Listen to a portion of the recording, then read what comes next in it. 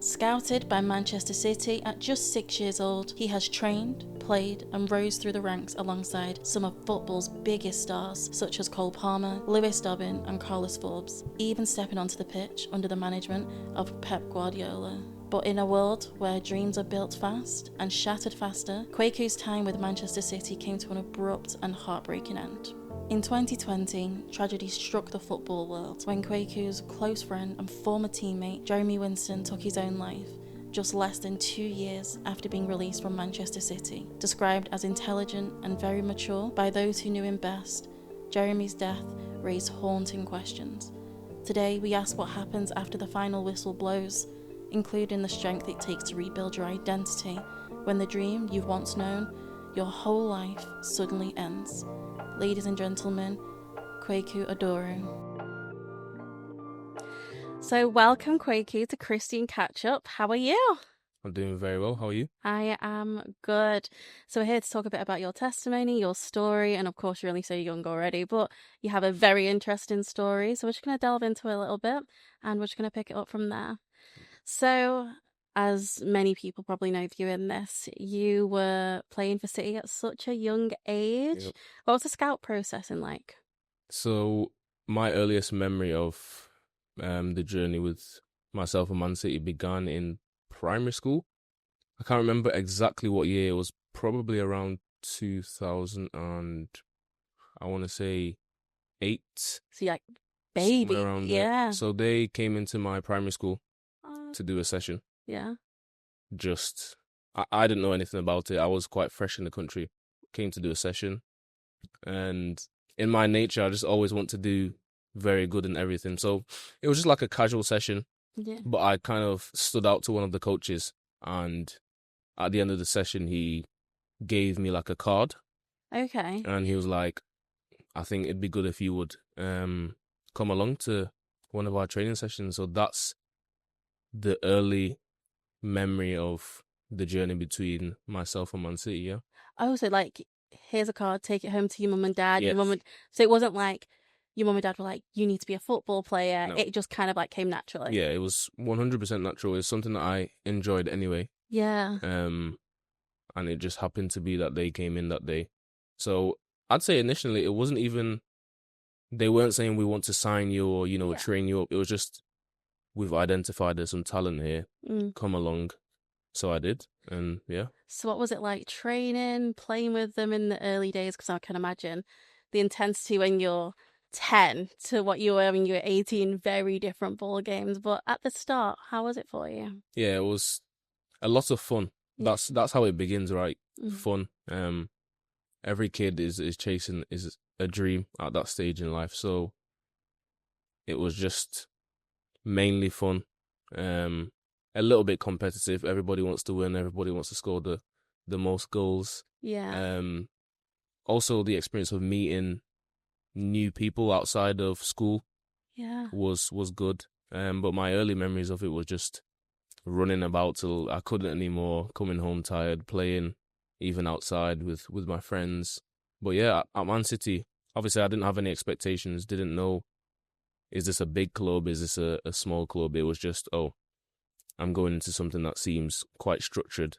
It could go somewhere. Wasn't really thinking that at that age, but I just had a lot of fun at that age. So were they almost like your family because you were seeing them so often then at that point? Probably, yeah, definitely. From the young ages, you're training, you're traveling together, staying overnight with your parents and the team.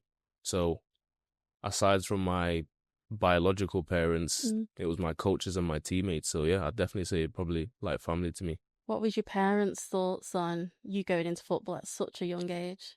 I think they were just supportive of it. Yeah. Anything that I did, they want me to excel in it. And so they gave me all the backing. It was always positive from them. Was it just you who played football out of your family, or did you have like older brothers or like older sisters or younger, or was it just you? Yeah, just me. I've got one older sister, but she doesn't play football. My dad is into football, but he didn't play it. My mum is also into football, but she didn't play it. It's just me. Wow. So like you were the first person to like get this steamrolling at this point. Yeah. So you've got your sister, you've got your mum and dad, and of course your coaches and everything. So was that your support system? Yeah, I would say so. Definitely my immediate family.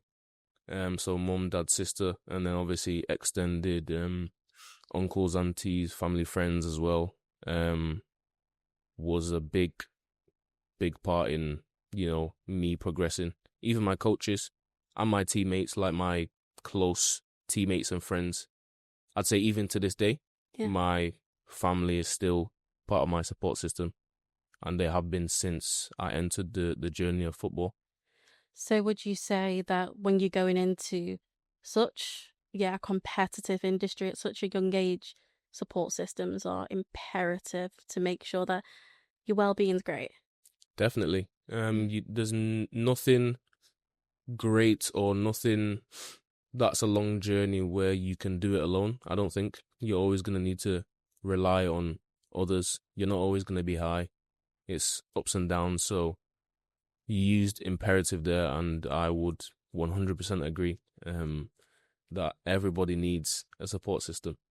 Like, you need your mum and your dad to go home to. Do you know what I mean? Because it's not every day win, win, win, win. Sometimes it's like a hard training session, or sometimes you've unfortunately lost a match, and at such a young age, especially teenage years, you can be a bit emotional. You're trying to figure things out. So it's so nice to hear that you had that kind of reassurance from them. Mm-hmm. So do you have a particular high from playing for Manchester City? When you think about, if I've said that, what's the first thing that's just come to your mind right then? Lifting the trophy in my under-18 season. So I captained the team, and we lifted the trophy. So we won the regional title and the national title. So when you said that straight away, the video played in my head, to be fair. But yeah, that's probably my peak in terms of memories at Man City, for sure. It's great that, because obviously you've since left, but that you had that experience and you still remember it, and it's still, is it quite vivid? Imagine it. Yeah, definitely. So after you were unfortunately let go, who told you? What was the correspondence? Where were you? Just paint me a picture there. Yeah, great question. So leading up to me leaving Man City, I was preparing myself mentally. Okay. Already. Did you have a gut feeling, or? Yeah, just kind of the way things were going. Sorry, I was expecting that I was probably about to move on, and I think it's better that I did that. I wasn't in shock when the academy manager called me into his office and essentially said, "We're not going to be extending your contract." At that moment, it was literally like this. I wasn't shocked. It was more of, okay, something that I not knew, but something that I was really, really feeling had been confirmed. And then from there, it was just, what's next? Time to move on. Was the whispers, or was it just genuinely a gut feeling? Yeah, just genuinely a gut feeling. The way things are in football, you kind of know. And it, to be fair, it doesn't really take a rocket scientist to, figure out. So mentally, I'd probably lived in the mind frame of being away from Man City way before it happened. Oh, so you mentally left before you physically left. Yeah, definitely. I was like, okay, probably time to move on way before it was confirmed. So, like I said, when it was confirmed, wasn't much of a shock. So was it just you and your coach in the room? Were you with parents, or just me and the academy manager? Wow. Yeah. If they did have plans for me beyond that, it's something they would have done earlier. They don't really leave it till late, And what were your parents' reactions after? Because you've been there since you were like 6. Yeah. Yeah. They were the same, to be fair. Well, what's next? Of course, as parents, they will advise in terms of, what if, have a look at if this isn't the direction you go in. At the time, I wouldn't say I was stubborn. Maybe I was naive to what could happen in the future. My mind was just football, football, football. I'm going to give it my all, which I did, so I don't regret it. So I didn't really put eggs into other baskets. I just kind of thought, I'm going to go so hard on football and I will succeed. I think anybody looking in, since you'd start when you were 6, it's not like you got Skyed at 16. It's an almost promised future at that point. It's almost expected. Yeah. How did you cope when you found that? Even though you mentally prepared for it, I appreciate that, but it's like when it physically happens and you're hearing it your own words. Yeah. What were your emotions when he's saying these? Did you zone out? Did you? Yeah, that's exactly what I did, to be fair. I think I just like switched off my hearing. I was just like, okay, you've just said it now. I think maybe to protect myself, I was hearing, but I wasn't listening. At the moment, it was like, wow, he just said that. And then anything after that was just basically noise, if you like. Just, you know what I mean? Did you feel anything, or were you just numb at that point? Yeah, probably a bit sad, because at that moment you're coming to terms with the reality. Like, it's actually real now. It's not just a possibility that you've been living in your mind. But yeah, physically, probably some pain physically. It did hurt. Yeah. Of course, I'd be lying if I say it didn't, because then that means it didn't mean much to me. But it did. Yeah. It's something I'd given the best part of my life to. Not just the club, but the sport. So it did hurt. So when you're finding out, obviously, it's bad news, and you're thinking, okay, my eggs actually are all in this one basket. What were your first thoughts? Like, what's now? What was your next steps? Yeah, my next steps were, I'm going to go again. I've been knocked down, but I'm not out. I'm down, but I'm not out. I'm going to go again. Now is the time I need to prove to myself that I can overcome this, which is what I did. I didn't let it, destroy me. It probably motivated me even more. And that's probably been my story, and loads of people, like knockdowns, setbacks, getting back up. So that's what I did. I think it's a lot of the time you hear so many success stories. I mean, you've shared the pitch with Cole Palmer, Lewis Forbes, and it's just like being with them, and you have all these people, whether it's a coach or a football player that is your family, when they're going in a different direction and their career's winding up as yours is winding down. How did you manage that friendship, or how did you feel in that instance? What did you do to cope?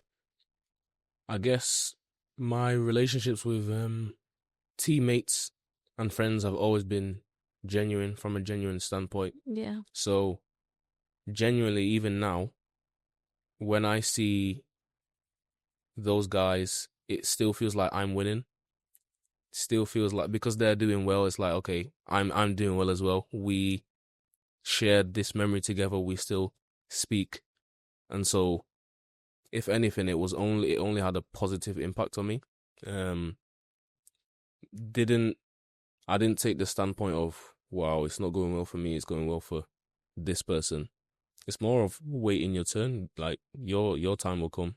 You change the narrative in your head. So that's amazing. I think obviously we've confirmed that you were Skyed at such a young age. You've grown up to basically adulthood at this point, playing, living, everything for Manchester City, and then it was taken away, your near promised future at that point. So when you're going down that route and you're hearing these words, was there any support for you after?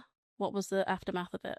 Yeah, most of the support came from my parents and my agent, in the immediate, like, obviously after leaving City. Yeah. Was there any mental health support or anything like that when it came to City? Yeah, I was checked up on by some of the well-being people. Yeah, definitely. They did support me in transitioning. But yeah, a lot of it came from parents and my agent. And when you say the well-being check, was it like a quick phone call, or was it like meetings? What was it? Yeah, just like checkups, phone calls, which of course I do appreciate. Yeah. Something's better than nothing. So it wasn't like a therapy appointment or anything like that. No. It was like a quick, Yeah. hey, how are you? How's Yeah. your week been? That kind of Yeah. And situation. I guess at that age, to be fair, with that maturity, you maybe because you are hurting, you don't want to open up. You deal with it internally. I don't know if it's something guys do. Yeah. Like not opening up. I mean, the stats for men's mental health at the moment, it's heartbreaking, to be honest with you. And I think that is the truth, you know? Like, a lot of men don't open up, and that's what the encouragement needs to be, especially when we're going to dive into it a lot more with Christian men's mental health and the narrative of always to be this strong, providing man. It doesn't mean that you don't have emotions. Like, because if you didn't have emotions, I'd be a bit concerned. I'd be like, are you okay? Yeah. Like, but do you think there's more that they could have done to help you mental health wise? Possibly. I'm like I prefer face-to-face interactions. Yeah. Yeah, I think to the best of my knowledge, I did speak to a few people face-to-face, but I prefer that. So Was that just bumping into them, or was no, that it was arranged. To be fair, okay, it was good. arranged. Sometimes if I was busy, I'd just say I can't do it. But looking back, probably would have benefited from it. And I'm also thinking other boys who will be in the same position. Would you encourage them to definitely show up to every single one? 100%. Yeah. So was it like a few sessions, or are we talking like 5, 10, 15? Yeah, just a few. Okay. Yeah, I think from when I found out to the end of the season wasn't a long period. That probably was around just ending of the season. So I wouldn't have been there for much longer. Yeah. 3 months tops. Oh, so the support period was only while your contract was still technically running? Yeah, they did speak to me a bit when I left to see obviously how I was doing. Yeah. Which was all part of the support. So, but the bulk of it was when I was in the building contracted, yeah. Okay. And then after the contract ended, that was just the quick few-minute phone calls just to make sure, like, are you actually okay? Yeah. Okay. What would you recommend, looking back as somebody that's gone through that situation, that Manchester City could have done better? I think, are you talking for the player or for the club? For you. Yeah. All for you. All for the boys. What can they do to help with their mental health? Like, what could they learn so they have that support, you know? Yeah, definitely. The first thing would just be to speak. And if it's not speaking, get it out somehow. It's better out than in.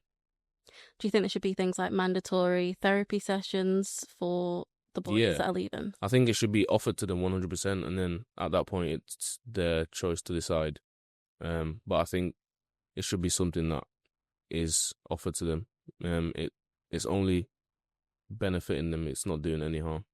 I think when I was listening to your story, and, you know, we'd spoke behind camera before, it was just, it's incredible, the story of how you've allowed God to restore your life at such capacity, because you were quote unquote well within your right to be mad, angry, and just retract from anything. Nobody could have blamed you, like literally nobody.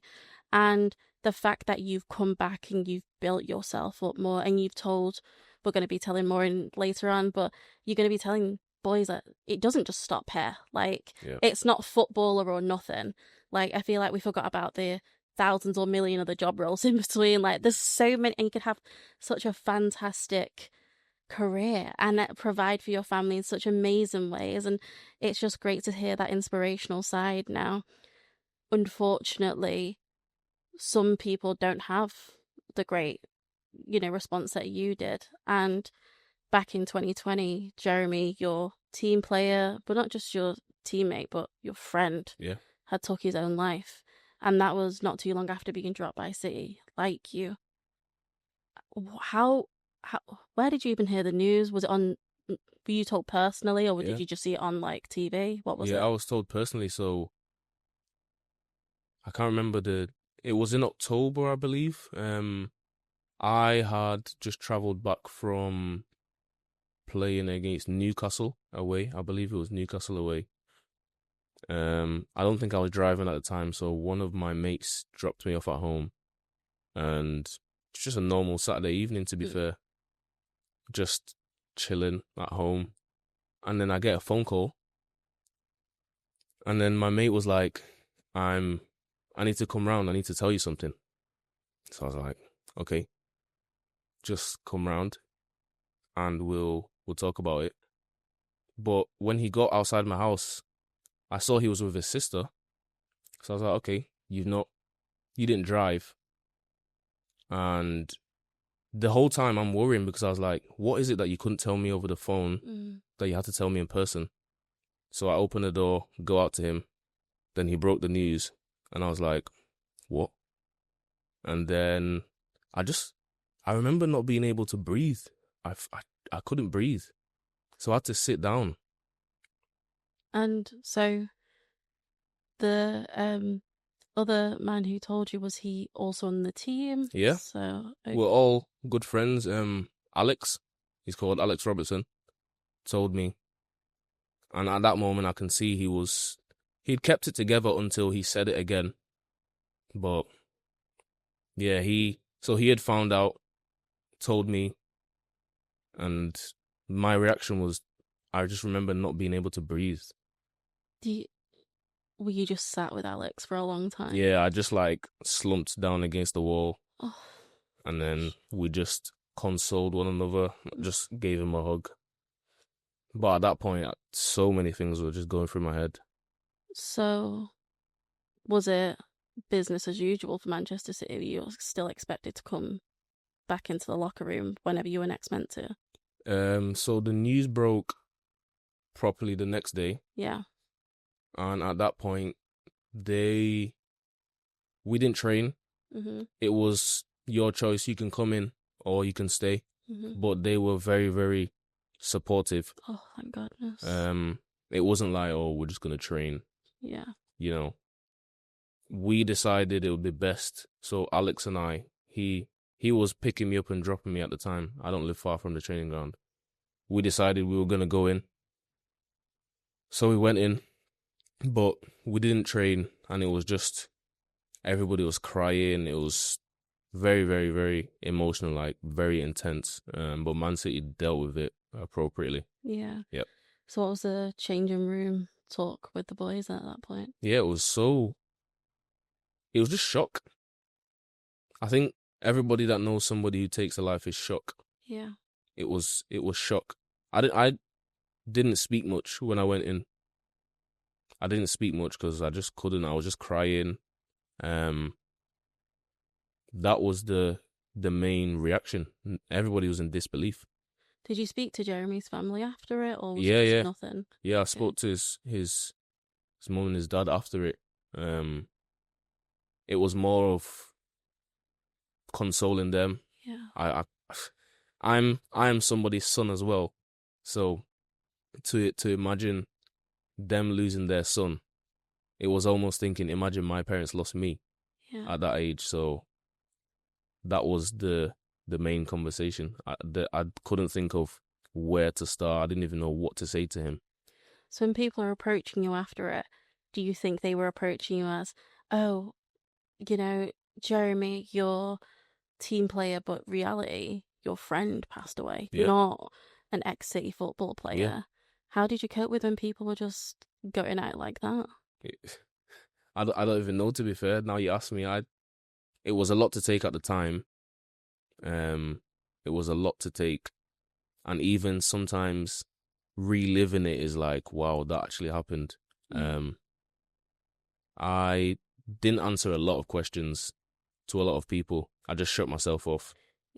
Yeah, I just shut myself off. I'd only speak with those who were close with him. Not even coaches, to be fair. Not really. I didn't really speak to coaches about it. Just his friends, family.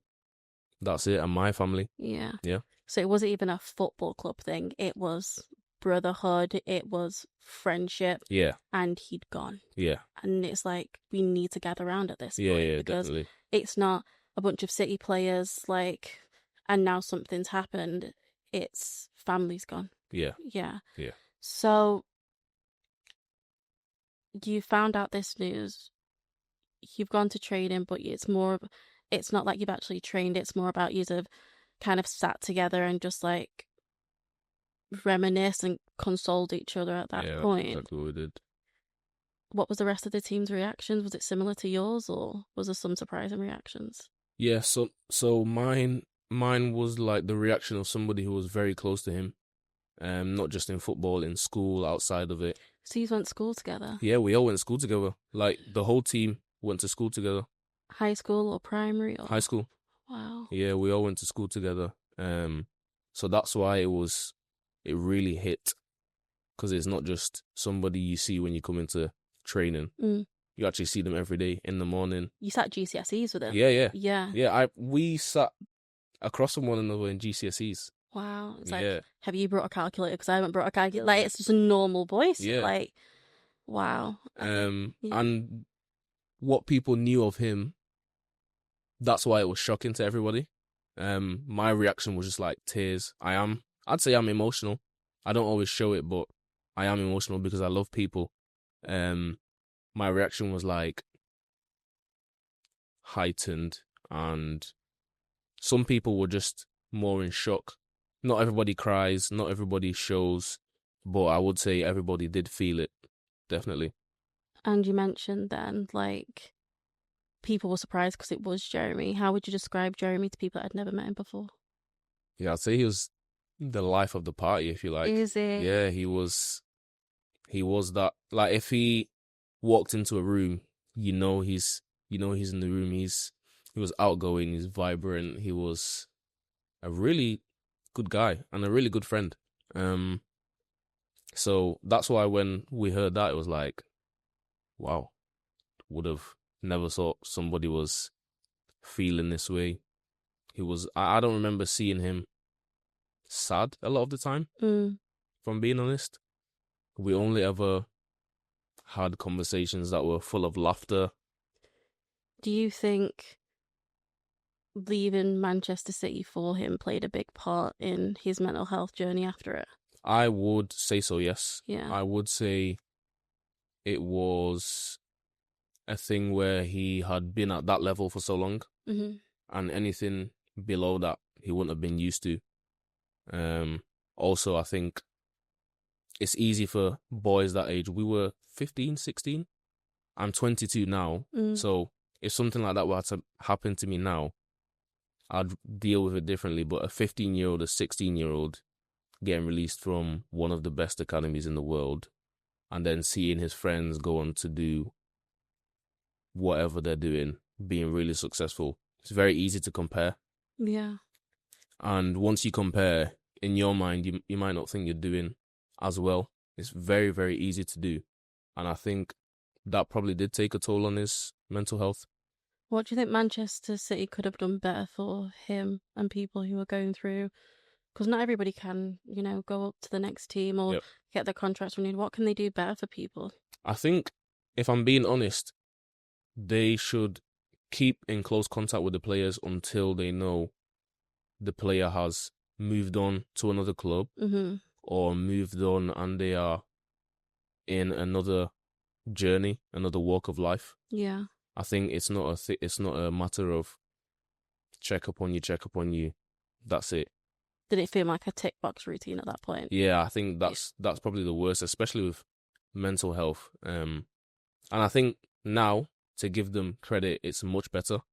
Okay. Now they do pay close attention to it. Do you think the unfortunate circumstance of what happened to Jeremy almost triggered that to be like, this cannot happen again? Yeah. That's strictly not even a possibility anymore. Yeah, definitely. We have to, I don't know if I've read this quote somewhere about learning our lessons of the past so that history doesn't repeat itself. Yeah. And that's one case of it. It's happened before. And of course they don't want it to happen again. Nobody does. So you've designated years to City, over a decade at this point. Yep. And something like this has unfortunately happened. So ever since he's passed at that point. Did you feel any resentment, anger, or anything to the club at that point? No, I actually didn't. I didn't see them as an enemy or anything. It was more of, I've lost a friend, somebody's lost a son. I didn't even care about football. I didn't even care about, I've lost a teammate. It was more of, I've lost a friend, somebody's lost a son. Yeah. That was the big thing for me. It did go to court and stuff, but I never took the standpoint of, oh, Man City are to blame, or no. It was bigger than, there was a overriding matter for me. What do you think the media got wrong when handling Jeremy's passing? Probably the narrative of Man City, or not against, but Man City and Jeremy made it, I guess it didn't need to be, you guys are the cause of this, because that's going to sell for them. Yeah. Yeah, that's going to sell. And I don't think it should have gone to that. Do you think the narrative should have been more about men's mental health in general? 100%. Okay. Shed light on that instead of what went wrong. Obviously, not everything went right. Things did go wrong. But like you said, it would have been a great opportunity to shed more light on something like that. So, just out of curiosity, you knew Jeremy as an actual friend. I'm not saying you play FIFA or anything, but do you know what I mean? These are genuine things. These are the instances where you go to the shop and you get drinks together and you talk together. What's something that you wish people knew about him that just the general public didn't know? He's actually a very loving guy. Yeah. Brother to brother. Yeah. People didn't see that side of him. They probably saw a hard shell, but deep down, he was he's not a softie, but he was a warm, loving guy. I felt it, and it was reciprocated. Like I said, a lot of our chats were full of laughter. People did know that about him, but that's one thing I think people didn't see enough of, that side of him. How do you, from a friend's perspective of Jeremy anyway, how do you think people could keep his spirit alive so what he went through people could learn from, and that what he's gone through, that it's not just something that's happened, but it's something that others can be saved from and helped with? How do you think we could help with that? By continue to spread the message of speaking. Mm-hmm. It's funny, you hear it a lot when something like this happens, but I don't think there's any other way you can get the message across. But it's literally, you can't keep it inside. Even if you write it down. I journal a lot. I write things down. It would definitely be getting the message across that, guys, look, it's better to open up, even if it's a little bit, but a problem half shared is a problem half solved, right? Yeah, and I think some of them old sayings, they're true. There's a reason why they're still being repeated today. Definitely. And you had Luke Mebert, Noah Ohio, Ozzy, and Ryan Bartley. They were all close friends. You mentioned they were also Christian. Having that fellowship in that industry, did it play a good part for you? Yeah, definitely. The people you have around you speaking into your life, is crucial. I think they say you are the sum of the 5 people you spend the most time with. So if you have Christian friends who are speaking life into you, it's going to show. It's going to show. I think the truth is faith comes by hearing is such a real thing. Yeah. And do you still keep in contact with them, I'm assuming? Yeah. Yeah. Definitely. Ryan, I met when I went to Derby.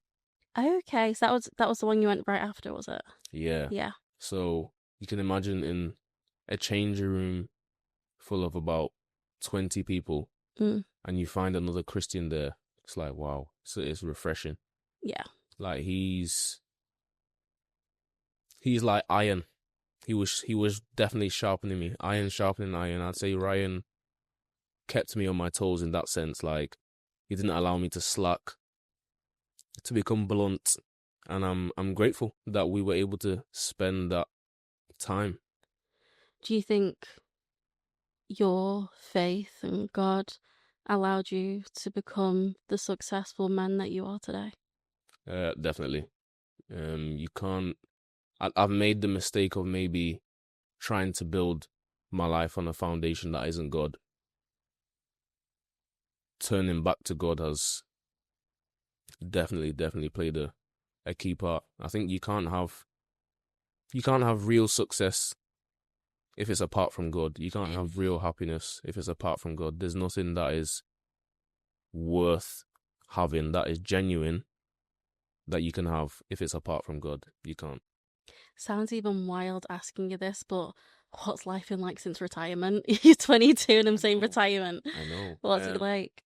Honestly, amazing. Oh, Just, I know I made the right decision. I know I followed the calling of God on my heart, because I'm not wrestling with certain things anymore. I yielded to that calling, and so the path that He's clearly making for me is, not saying it's all smooth, but even the bumps in the road, like, there's purpose in this pain, if you like. yeah. That it's not meaningless.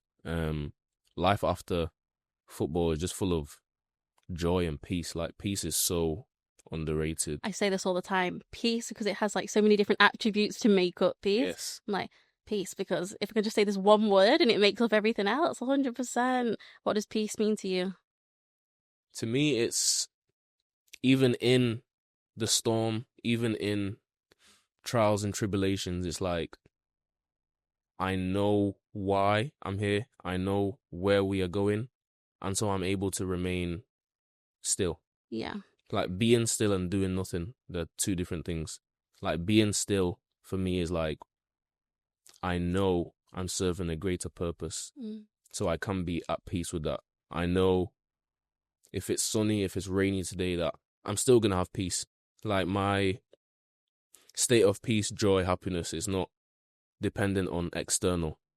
It's internal. That's peace for me. You've got an entire future ahead of you because you're obviously so young. Yeah. But what are your hopes? What are your dreams? What's going on? What's your life like now, and what do you want to happen? Yeah, so life after football, I just wanted freedom. Yeah. Obviously, having been in something that was so regimental, I just wanted freedom. That's immediately. Long term, I want to do something. I want to lead something.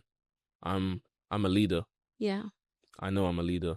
So that's as much as I can say now. Specifically what it looks like, I don't know. I have to leave that to God to reveal over time.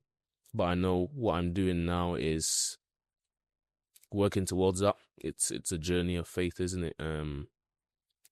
But I have plans, but of course, God has plans for my life as well. Yeah. Yeah. So now being 22, but so wise, but beyond your years, so smart, and you just execute yourself in such a standard that if I was your parent, I would be so honoured. And I think when I look at you, I just think, wow, and you've got so much wisdom on you already. Some things have come from amazing experiences, some things have come from heartbreaking things, but the fact that you've allowed yourself to continuously learn in this process, there's so many boys going through your situation, what you previously went through. What would you say to them? Great question. So the mistake I made, which I know a lot of people make, is building their identity on the career, football, the success, the money, the attention. That's the mistake I made. Okay. I guess in the back of my mind, I always knew, okay, I believe in God. Like, I'm a follower of Christ. That's what I would say to other people in my position. Who you are and your identity can't be built on that. It can't be built on things that are finite. Mm-hmm. Because things that are finite will run out eventually. Yeah. So it has to be built on something that is infinite. So in our case, that's God. Yeah. That's what I'd say, because since God is infinite, he can never stop giving. You can never get enough of him. If it's your money you build it on, you'll always be chasing the next number, and essentially one day it runs out. Your career will come to an end. Everybody that's playing football will retire. Yeah. The money comes to an end. All of it comes to an end. And then at that point, you're stuck searching. Wow. Thank you so much for joining us. Again, I look at you like you're a little brother, and I just want to give you a hug and be like, well done. Thank you so, so much. Again, I really do appreciate it. Too. Please check us out on YouTube, Apple Podcasts, and Spotify, and feel free to take a look at our TikTok and Instagram. I'm Chloe Knight, and until next week, bye-bye.